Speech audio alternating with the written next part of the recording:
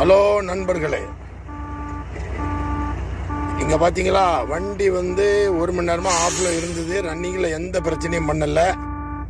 1 மணி நேரம் கழிச்சு லோட் ஆகுது. நம்ம ஏர் பேக் டவுன்ல கிடக்கும். என்ன சரி கொஞ்சம் தூக்கி விடலான்னு போனோம்னா வண்டியை ஸ்டார்ட் பண்ணா இங்க பாருங்க கான்டாக்ட் ஒரு ஸ்டாப் ஆல்டர்னேட்டர்னு வருது.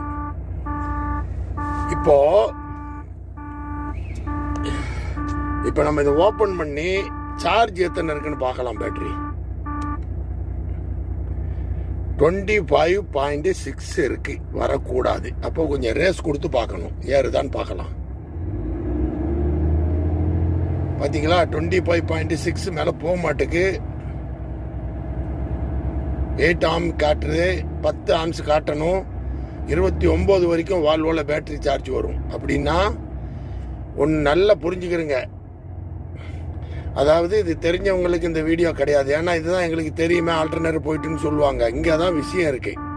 என்ன தெரியுமா, இப்போ உங்களுக்கு இந்த மாதிரி வந்தா நீங்க பயப்படாதீங்க.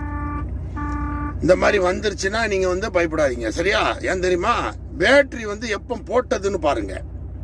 இப்பதான் ஸ்டார்ட் ஆயிருக்கு எனக்கு. இப்போ பேட்டரி எப்போ போட்டது, ஒரு 8 மாசம் 9 மாசம் பேட்டரி ஆச்சுன்னா அது ஒரு 300 கிலோமீட்டர் 400 கிலோமீட்டர் மேல வண்டி ஓடாது. சரியா? நல்லா புரிஞ்சுக்கிறீங்க.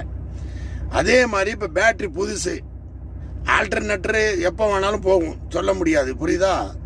அப்ப பேட்டரி புதுசு. இப்போ ஒரு 1 மாசம் 2 மாசத்துல பேட்டரி போட்டீங்கன்னா இந்த வண்டி 800 கிலோமீட்டர் ஓடிடும். ஆல்டர்னேட்டர் வேலை செய்யாட்டாலும் 800 கிலோமீட்டர் ஓடும். ஏன்னா பேட்டரியில ஓடக்கூடிய வண்டி நமக்கு தெரியும். அனுபவம் பட்டறிவுன்னு ஒன்று இருக்கு, அதை வச்சு சொல்றேன்.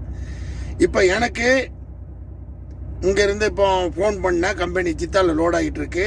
ஓகே, லோடிங் முடிச்சுட்டு வண்டி 60 கிலோமீட்டர் தான் கொண்டு வாங்க, ஆல்டர்னேட்டர் ரெடியா இருக்கு, மாட்டி தரேன்ட்டாங்க. மணி 8:30 மணி ஆச்சு நைட்டு. புரியுதா?